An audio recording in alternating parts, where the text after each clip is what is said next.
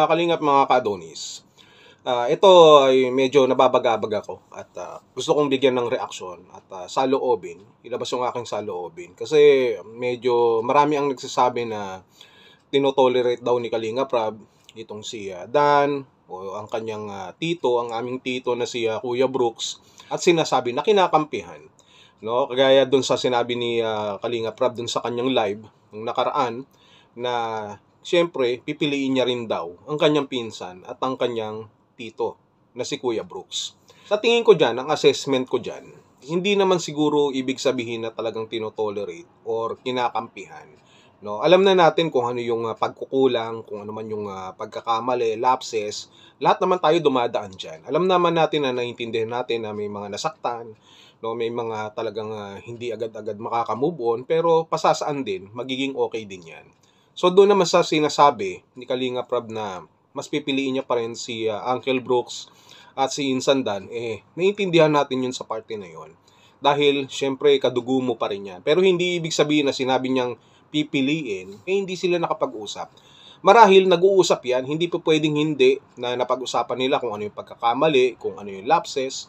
Natural lamang yun, no, na mag-uusap sila. At sa tingin ko, mas malaki yung tsansa na sila talaga ay nag-uusap-usap. Kasi magkakadugo kung ano man yung mga issue-issue na pag-uusapan yan at nakakapag-open. Kasi ang nakikita natin is yung dito sa social media. Pero sa personal, syempre, iba na yung personal na buhay, yung pribadong buhay, na mas kilala nila yung isa't isa. Kaya siguro sinasabi, hindi lamang dahil sa kadugo, kung hindi, mas kilala ni Kalinga Prab itong sila Dan at si Kuya Brooks. Nalabas po tayo doon sa larawan na yon. Lahat tayo may punto, lahat tayo may pinaglalaban. Pero syempre, uunawain natin at dapat nandoon tayo doon sa parte na kahit papaano, mababalansin natin. At wala naman talagang perpekto sa mundo. Lahat tayo nagkakamali, mga mapa-charity vloggers man, reactors, meron tayong mga pagkukulang, kahit ako, ganun din naman. Wala naman tayong magagawa, hindi tayo perpekto. Yung perpekto lamang sa atin, itong looks ko. Pero the rest of that, I'm not perfect. I'm just human like you. Kaya siguro, pairalin na rin natin yung kahit paano yung pagpapatawad para magbigay daan doon sa tinatawag po nating healing process. Ngayon, dito naman sa sinasabi ni Kalinga Prab na magtatanggal ng mga Kalingap reactors, no, ng mga toxic o kung ano man, panoorin nyo na lamang po sa live ni Kuya Julay Paunil yung explanation dyan. Dahil eksaktong-eksakto po ang kanyang paliwanag doon po sa live sa sinasabi ni Kalinga Prab na about sa mga reactors na toxic at sa reactors naman na walang problema. Kahit naman ako kung tatanungin, ayokong merong matanggal o kung ano man, kung may pagkakataon pa na mabigyan ng chance ba? Ng chance. Kasi sa bawat reactor po, meron naman tayong mga pinupunto. Merong mga tayong pinaglalaban at merong mga points na tinatawag na gusto nating ma-emphasize, mailabas. No, pero may pagkakataon din na meron din mga oras na alam natin kung kailan tayo hihinto. Alam ko naman na alam naman din yan ng mga kasamahan po nating reactors. Ngayon, sinasabi ni Kalinga Prab, hindi ko alam kung matutuloy man o hindi. Kasi si Kuya Bal, hanggat maaari, ayaw niya nang merong maaalis sapagkat gaya ng paliwanag ni Kalinga Prab, ang reactor po ay nakakatulong. No? May mga reactor din naman, syempre, na hindi nakakatulong. Yung iba na talagang ano lang, sa kalingap, no? Nandiyan dyan lang for their own benefit. May mga reactor din naman na talagang may pinaglalaban. Pero kagaya ng sinasabi ni Kuya Julay, alam natin na kung sa tingin natin ay susobra na, medyo babawas-bawasan natin ng konti para mai-inline pa rin. Para hindi maging malala at maging maayos pa rin lang lahat. Kung ano man ang desisyon ni Kalinga Prab, maaaring makapag-usap pa sila ni Kuya Bal kung kailangan bang tanggalin ito, o tanggalin si ganito, o si ganyan. Pero may pakiusap lamang ako kung sakaling sinasabi nila na tatanggalin yung mga toxic reactors. O kahit sabihin na natin kung ano man, mas gusto ko na maging expanded, no. Tanggalin na rin yung mga Kalinga partners na toxic din, no. Bukod dyan sa sinasabing toxic reactors. Kung sa reactors naman, kasi meron ding reactors slash tinatawag na charity vlogger, di ba? Bukod dun sa toxic reactors, kailangan magtanggal na rin, no, ni Kalinga Prab o ni Kuya Bal ng mga pangit na reactors. So, dapat pataasin natin ng konti yung level ng kalidad o yung kalidad po ng mga magre-reactor. No? Kailangan merong tinatawag na pleasing personality. just like me, no? Kasi you are representing good image. So dapat yung haharap din sa camera, kung reactor ka, may itsura ka dapat. No, pataasin natin. Ganun din naman sa mga charity vloggers. So sa tingin ko sa pagkakataon na ito, ayoko man personally kasi naawa din naman ako. Naiiyak na ako. Sa mga taong ito na mawala sa kalingap, yung mga charity vlogger na pangit tsaka mga reactors na pangit o combined reactor charity vlogger, wala tayong magagawa kasi para to sa programa, no. Kaya ando doon yung simpatya ko kila Birador na baka unang matanggal kung sakasakali. Kasi although alam ko na pangit siya, hindi niya naman ginusto siguro na ganun, na maging ganun yung itsura niya.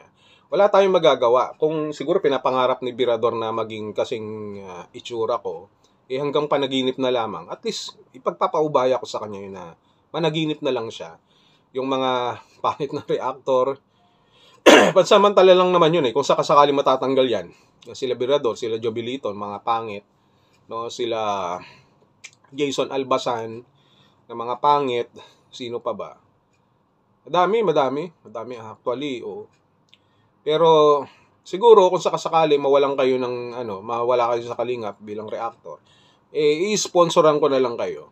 Magtatayo ako ng foundation para sa mga pangit na kagaya nyo. So, doon namin ibubuhos. Instead of landing pad, no, magkakaroon ako ng landing pad para sa mga pangit.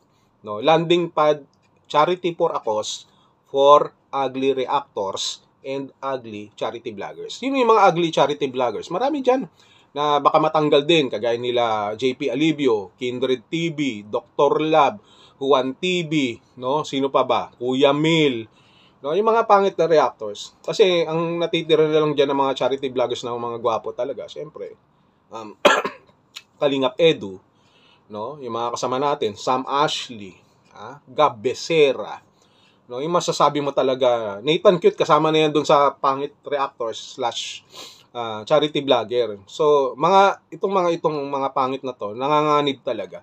So, pakiusap ko lang kay Kalingap Rab, reviewin natin maigi, no, na bukod sa magtatanggal tayo ng Kalingap reactors na toxic, dapat tanggalin din natin yung mga Kalingap reactors na toxic yung muka, pati yung mga charity vloggers na toxic ang muka. Para naman maging maayos tayo rito at maging mas maganda yung paningin sa atin ng mga manonood, di ba? Yun lang naman yung aking masasabi dito. Kaya, Kalingap Rab, pag-aralan nyo maigi yung sinasabi ko. Pero, anyhow, kung sakali mang hindi mangyayari yan, naniniwala naman ako na kahit ganun sila, yung itsura nila, may nagagawa rin naman silang mabuti, no, para sa programa ng Kalingap. Malaki din naman kahit papano ang kanilang kontribusyon sapagkat ang tunay na kagandahan hindi nakikita sa muka. Depende na lang kung kagaya ko, inuulit-ulit ko, gwapo na, may nagagawa pang mabuti, ang tawag dito sa akin, mga gifted ang ibig sabihin doon. No, bihira na yung ganun, endangered species na yung mga kagaya namin, nila Kuya July, nila Sir RP Max, basta. Pero yung kung hindi ka na makagandahang lalaki, tapos pangit pa yung sinasabi mo, super talented ka, no? Mga talentado talaga yan, no? Marami talagang talentado dito di ba? Talented, ibig sabihin talentado. Hindi ako nagmumura, pero mga talentado sila, ibig sabihin talented, no? Talented dahil pangit ka na. Pangit pa yung ginagawa mo. Kagaya ng ginagawa ng mga anti-kalingap, na mga pangit, na mga talentado. Talentado lahat yung mga yan. Talented. Kaya, ayun, yun lang naman ang aking proposal. So, kung hindi man matuloy yan, sabi ko nga, ipagtiyagaan natin. Importante, may nagagawa silang tama. Yung mga reactors, mga charity vloggers na walang itsura, pero mayroong larawan yung kanilang mga ginagawa para sa pagtulong sa ating pong kapwa. Yun lang naman. Kalingap Rab, Kuya Bal, mag-meeting tayo. Let's think about this, no? Kung ano yung mas makakabuti para sa Kalingap.